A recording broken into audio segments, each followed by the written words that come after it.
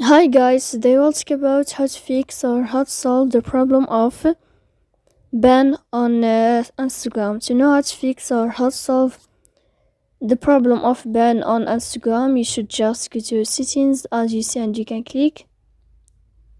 Here you'll enter to apps, default apps, app settings. Then you'll enter to the window or to the app of Instagram. After that you can click on first stop and you can click OK. Here we'll enter to the window of storage. Here you can click clear cache. Don't click clear data because that can delete your account on Instagram. And in the end you can go to Play Store, you can search about Instagram, you can uninstall your app and you can uninstall it again.